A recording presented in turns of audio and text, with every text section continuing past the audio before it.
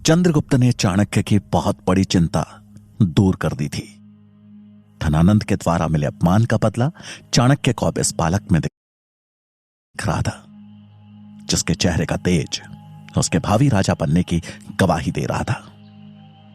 इससे पहले कि चाणक्य उस बच्चे से उसके परिवार, उसके कुल के बारे में पूछते, उस बच्चे ने हाथ जोड़ते हुए उनसे कहा, क्षमा करें, मुझे जाना होगा। समय पर लकड़ियां लेकर नहीं पहुंचा तो दंड निश्चित है। चाणक्य ये सुन थोड़ा चकित रह गए और उन्होंने उस बच्चे से सवाल किया, कौन देगा तुम्हें दंड? किस गुरुकुल से हो? गुरु कौन है तुम्हारा? चंद्रगुप्त ने उनकी तरफ हैरानी से देखते हुए बोला, गुरु नहीं, मेरा कोई गुरु नहीं है। मैं तो गुलाम हूं, अपने मालिक के वहां मजदूरी करता हूं।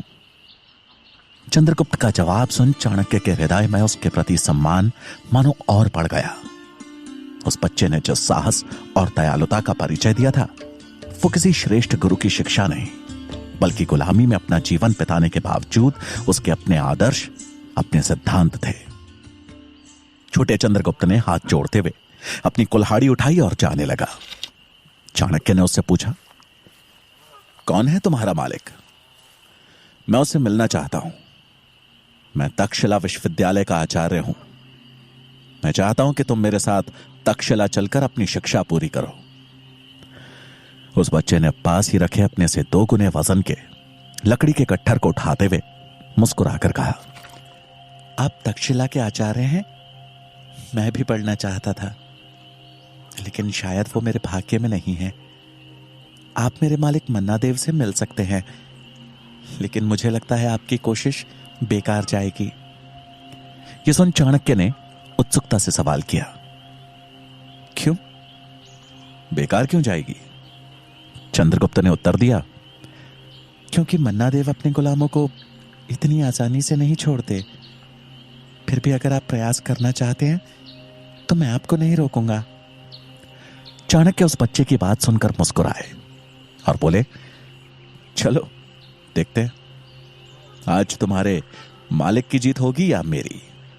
ऐसा कहकर वो चंद्रगुप्त के पीछे पीछे उसके गांव की तरफ चल दिए।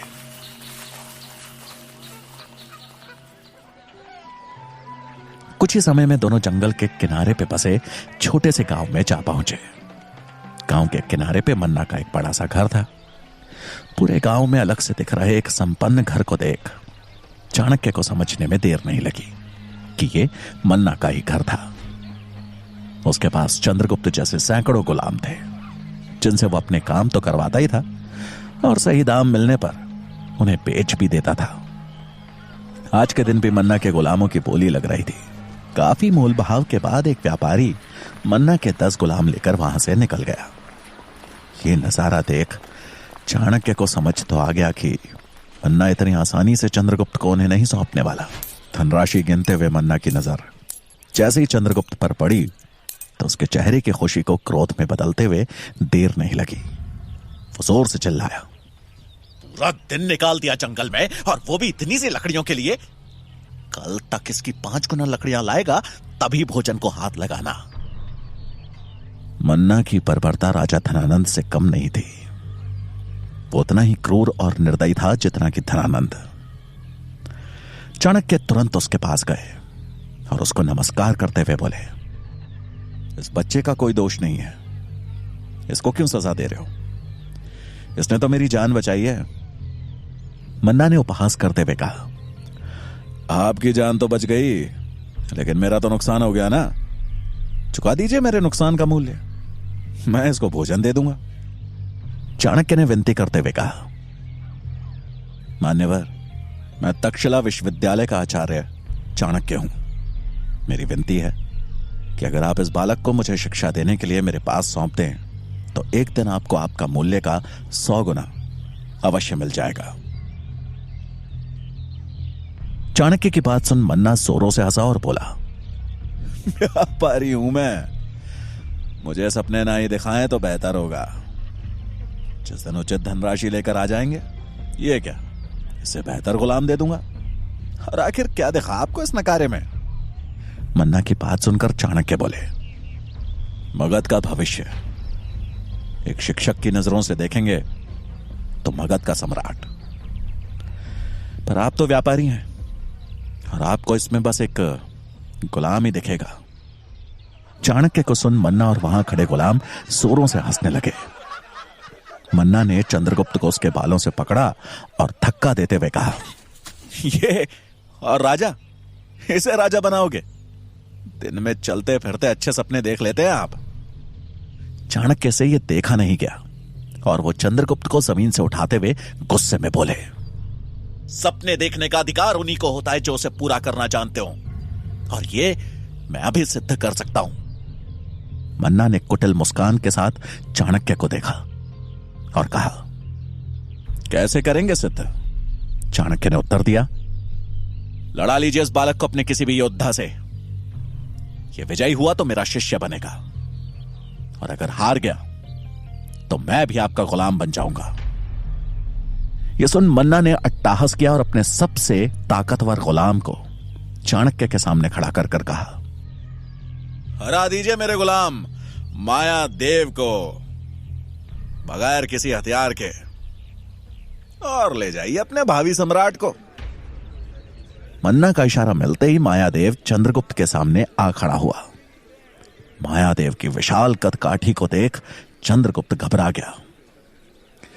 युद्ध शुरू होने से पहले चाणक्य चंद्रगुप्त के पास गए और उसके डर को कम करने के लिए उसके कान में कुछ कहा, और अगले पल चंद्रगुप्त और माया अखाड़े में एक दूसरे के सामने आ खड़े हुए।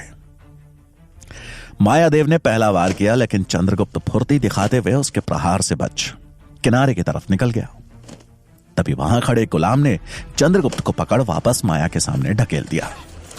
माया ने फिर से उस पर वार किया, लेकिन चंद्रगुप्त एक बार फिर अपनी फुर्ती दिखाते हुए उसके प्रहार से बाल बाल बचा, और इस बार मौका मिलते ही उसने पूरी ताकत से मायादेव के घुटनों पे प्रहार किया। माया को एक पल के लिए झटका लगा। इससे पहले कि वो संभलता, चंद्रगुप्त ने उसी घुटने पे जोरदार दूसरा प्रहार किया।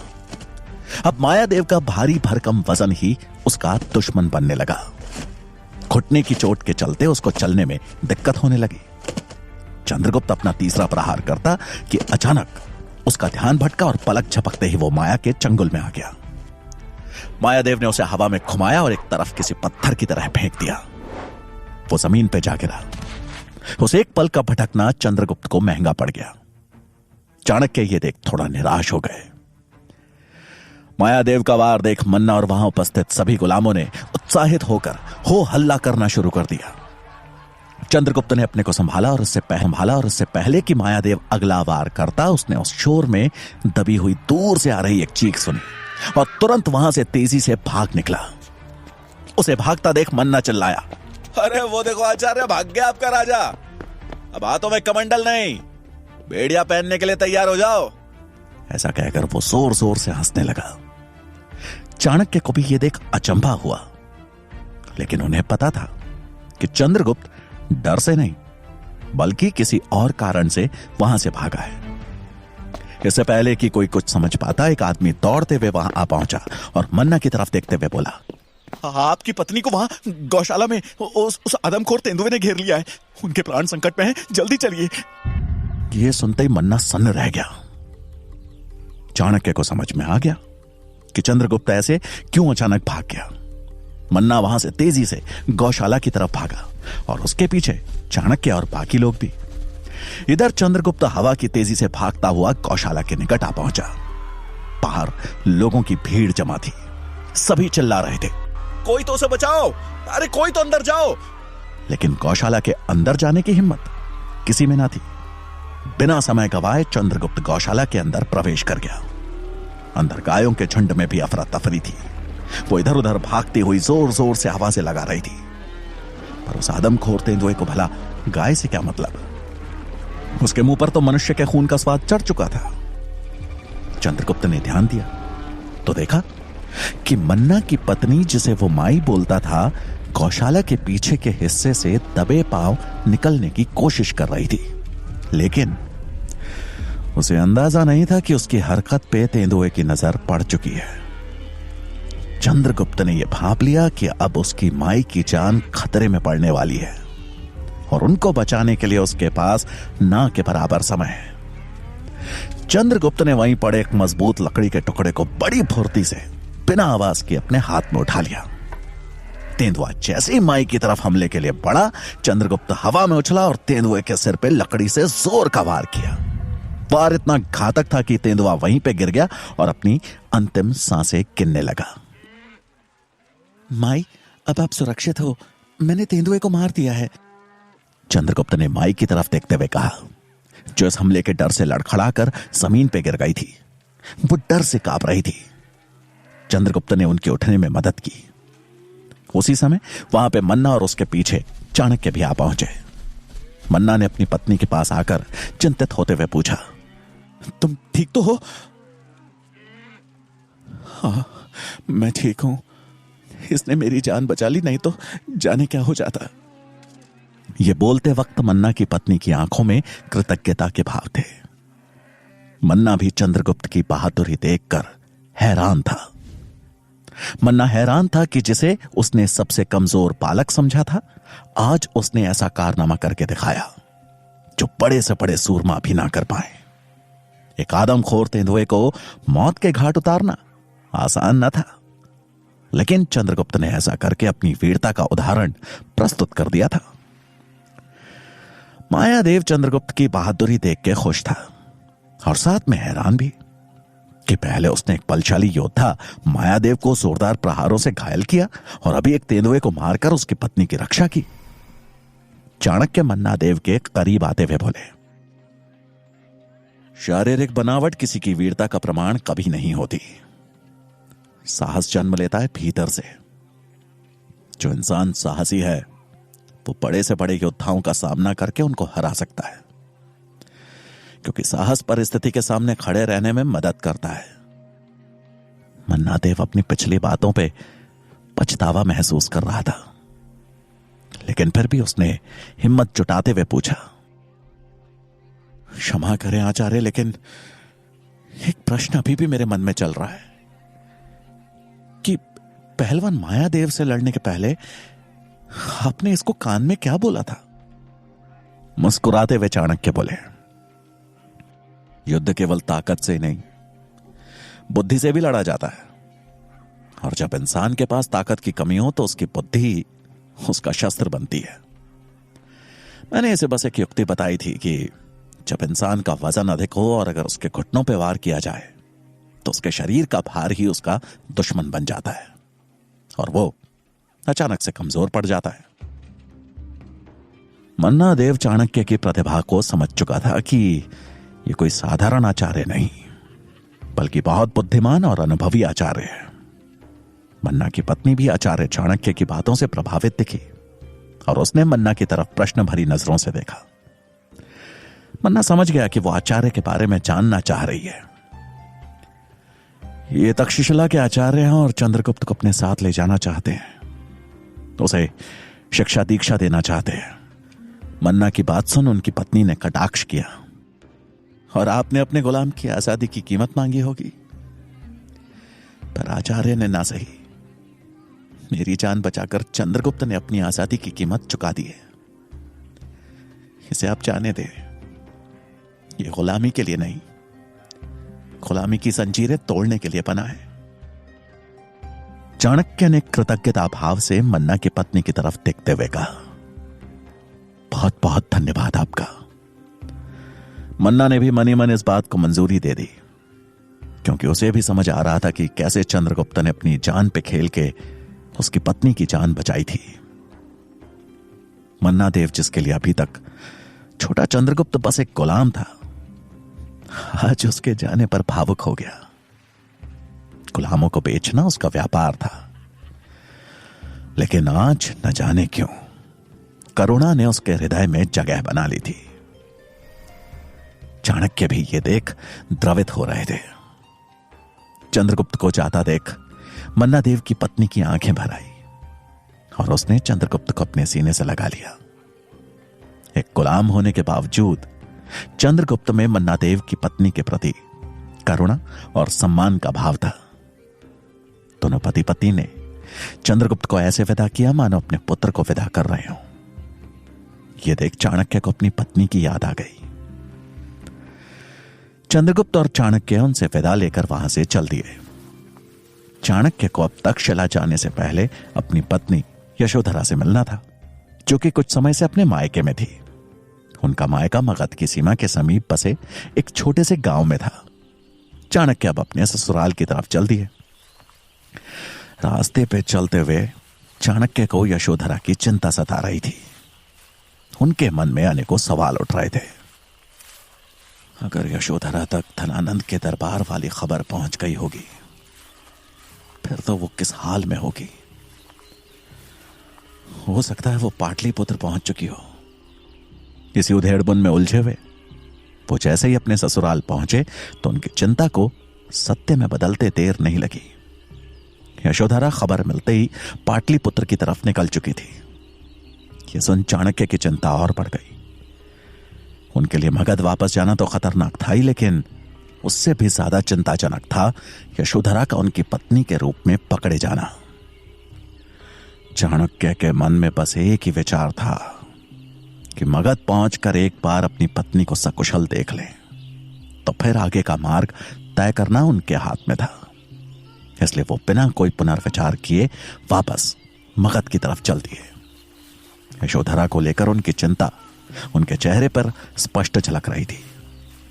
उनकी चिंता भांपते हुए चंद्रगुप्त ने पूछा, क्या हुआ आचार्य, आप बहुत चिंतित नजर आ रहे हैं। चाणक्य चंद्रगुप्त की तरफ देख एक बनावटी मुस्कान के साथ बोले, चिंता मनुष्य का साथ कभी नहीं छोड़ती, लेकिन हर चिंता का समाधान करते हुए आगे बढ़ना ही विकल्प है। यह सुन चंद्रगुप्त ने प्रश्न किया, तो आपकी चिंता का क्या समाधान है आचार्य। चाणक्य ने उत्तर देते हुए कहा, तक्षशिला जाने से पहले हमें एक बार मगध जाना है। मेरी धर्मपत्नी अभी वहीं गई है और मेरा उनसे मिलना आवश्यक है, लेकिन एक समस्या है। अगर मगध के सैनिकों ने मुझे पहचान लिया तो मृत्यु निश्चित है। मृत्यु? आपने कोई अपराध किया है क्या आचार्य? चंद्रगुप्त ने हैरानी भरे स्वर में पूछा। चाणक्य एक पल सोच में पड़ गए। धनानंद के दरबार में हुआ अपमान और अपनी शिखा को खोलने का दुख एक पल के लिए उनकी आंखों में झलक आया। अपने रोष को वश में करते हुए उन्होंने चंद्रगुप्त के प्रश्न का उत्तर दिया। अपराध धनानंद के मगध में सच एक अपराध के रूप में ही देखा जाता है, और जब मैंने राजा धनानंद का सच से सामना कराने की कोशिश की तो उन्होंने मुझे अपराधी घोषित कर दिया और देश निकासा की सजा दे दी। लेकिन उनको नहीं ज्ञात कि अगर देश प्रेम एक अपराध है तो यह अपराध मैं मरते दम तक करता रहूंगा। ये बोलते वक्त चाणक्य का चेहरा गर्व से चमक रहा था। उसके बाद उन्होंने कुछ सोचते हुए कहा, एक रास्ता है जहां से हम मगध में प्रवेश कर सकते हैं। उस द्वार पे सुरक्षा सबसे कम रहती है। ऐसा कहते हुए दोनों मगध की तरफ बढ़ चले।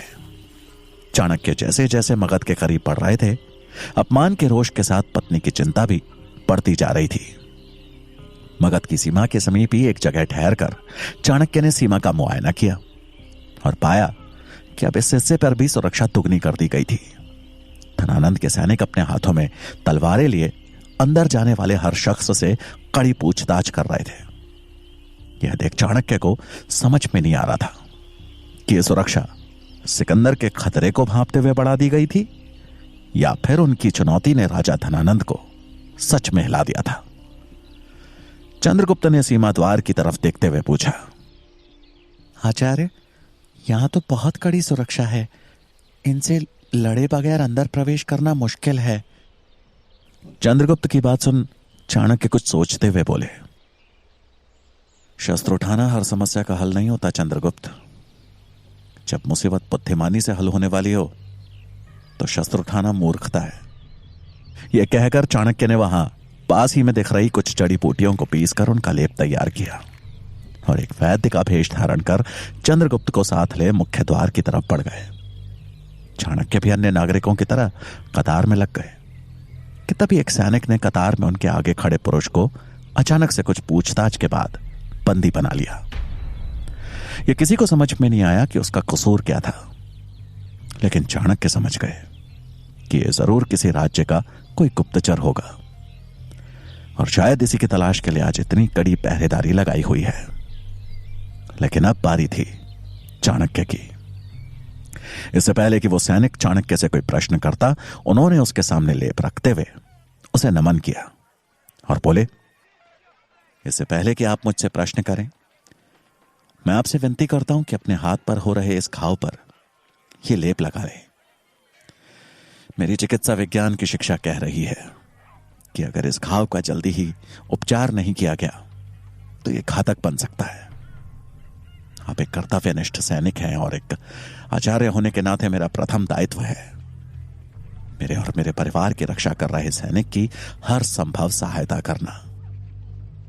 चाणक्य की बात सुन वो सैनिक एक पल के लिए अचंभित रह गया, लेकिन उनकी आंखों में झलक रहे सत्य और करुणा के भाव को देख उसने बगैर कोई प्रश्न किए चाणक्य का धन्यवाद किया और उन्हें प्रवेश करने की अनुमति भी दे दी।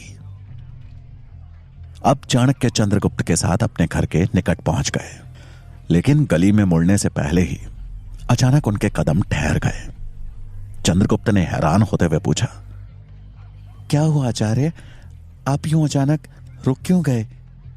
चाणक्य ने इधर उधर देखते हुए कहा, धनानंद के गुप्त सैनिक मेरे घर के आसपास हो सकते हैं, जो संभवतः मेरी ही प्रतीक्षा कर रहे होंगे। तो अब क्या करें आचार्य? चंद्रगुप्त ने कहा, एक उपाय है, तुम एक भिक्षुक के वेश में मेरे घर जाओ। अगर कोई सैनिक यहां पे पहरेदारी दे रहा होगा तो खुद ही पता चल जाएगा। चाणक्य ने चंद्रगुप्त की तरफ देखते हुए कहा। चंद्रगुप्त ने हामी भरी और एक तरफ चल दिया। वो कुछ ही पलों में चाणक्य के घर के बाहर था। उसने हर तरफ नजर दौड़ाई, लेकिन वहां पे ऐसा कोई भी सैनिक या फिर गुप्त सैनिक नहीं दिखा। चंद्रगुप्त ने कुंडी खटखटाई और कुछ समय बाद यशोधरा ने दरवाजा खोला। यशोधरा का चेहरा चिंता में जैसे पीला पड़ चुका था। अपने स्वामी की कोई खबर न मिल पाने की चिंता उसके चेहरे पर साफ दिख रही थी। माता, कुछ भिक्षा मिलेगी? चंद्रगुप्त ने बड़े सहज अंदाज में कहा। यशोधरा का मन अंदर से विचलित था, लेकिन घर पर आए भिक्षुक को खाली हाथ तो नहीं भेज सकती थी। उसने एक मुस्कान के पीछे अपने दुख को छिपाया और चंद्रगुप्त को देखकर बोली, अवश्य पुत्र, घर में थोड़ा अनाज है, मैं लेकर आती हूं। फिर अचानक जैसे उसकी नजर चंद्रगुप्त के सूखे होठों पे पड़ी और उसने वो देखकर कहा, लगता है काफी देर से भटक रहे हो, तुम रुको, मैं अनाज और पानी दोनों लेकर आती हूं। ये बोलते हुए यशोधरा अंदर चली गई। चंद्रगुप्त यशोधरा की हालत देखकर हैरान था और साथ में चिंतित भी। यशोधरा की बनावटी मुस्कान के पीछे का दर्द चंद्रगुप्त को साफ नजर आ रहा था। कुछ ही समय में यशोधरा एक कटोरी में अनाज और पानी लेकर दरवाजे के पास आई तो सामने खड़े चाणक्य को देखकर खुशी से पागल हो गई। उसके हाथ से पानी का लोटा छूट गया। चाणक्य भी अपनी पत्नी को सकुशल देखकर खुश थे। दोनों की आंखों में आंसू छलक आए। आप कहां थे? आप, मैं कितनी चिंतित थी, कहां चले गए थे आप? और ये बच्चा, ये आपके साथ है? यशोधरा ने अचानक से जैसे प्रश्नों की बाढ़ सी लगा दी। अपनी चिंता जताते हुए चाणक्य बोले, लेकिन तुमको यहां नहीं आना चाहिए था यशोधरा। चाणक्य और चंद्रगुप्त दोनों अंदर आए। यशोधरा ने हाथ के इशारे से थोड़ा समय मांगा और तुरंत देवी की मूर्ति को प्रणाम करते हुए उनका धन्यवाद किया। उसके बाद वो नम आंखों से चाणक्य और चंद्रगुप्त के सामने आ बैठी। चाणक्य ने अपनी पत्नी के सवालों का एक एक करके उत्तर दिया और धनानंद के दरबार में हुए अपमान और फिर चंद्रगुप्त के मिलने के बारे में सब कुछ विस्तार से बताया और फिर अंत में कुछ सोचते हुए बोले, यशोधरा, मुझे लगता है कि ज्योतिष माध्वाचार्य की भविष्यवाणी सच होने वाली है। मैं राजा तो नहीं बना, लेकिन मैंने इस बालक को राजा बनाने का प्रण जरूर लिया है और मैं इसे पूरा करके रहूंगा। उनकी खुली शिखा देख यशोधरा बोली, मुझे विश्वास है कि इस खुली शिखा को बांधने का मौका आपको अति शीघ्र मिलेगा। यशोधरा अपने पति को अच्छे से जानती थी कि अगर वो किसी चीज को ठान लेते थे तो उसे पूरा करके ही छोड़ते थे। वो भी अभी अपने पति के इस निर्णय में भागीदार थी, लेकिन सबसे ज्यादा खुशी उसे यही थी कि चाणक्य सुरक्षित थे, उसके पास थे, क्योंकि पूरे नगर और दूर गांव तक फैली अलग अलग अफवाहों ने उसकी रातों की नींद उड़ा दी थी। कुछ लोग तो कह रहे थे कि धनानंद ने किसी ब्राह्मण को मृत्युदंड की सजा सुनाई है, और कोई कह रहा था कि एक ब्राह्मण ने जब धनानंद का अपमान करने का साहस किया तो उसने उस ब्राह्मण को बंदी बना के कारागार में डाल दिया है। लेकिन आज सच को सामने से जानकर उसे तसल्ली थी, अपने पति को सुरक्षित देख उसे खुशी हो रही थी। रात को जब यशोधरा भोजन की तैयारी कर रही थी तभी चाणक्य रसोई में आए। उनके हाथ में एक प्याले में रखा गाढ़ा सा पदार्थ था, जिसे देखकर यशोधरा ने उत्सुकतावश पूछा, ये कैसी औषधि लेकर आए हैं आप? आपकी तबीयत तो ठीक है ना? औषधि नहीं, विष है ये सुनकर यशोधरा सन्न रह गई और संदेह भरे भावों में उसने पूछा, विष? लेकिन ये किस लिए स्वामी? ये चंद्रगुप्त के लिए है। एक बालक को जहर देने की बात जानकर यशोधरा के होश उड़ गए। उसे नहीं समझ आया कि चाणक्य ऐसा क्यों बोल रहे हैं। एक छोटे से बालक को इतना घातक जहर देने की बात क्यों कर रहे हैं वो?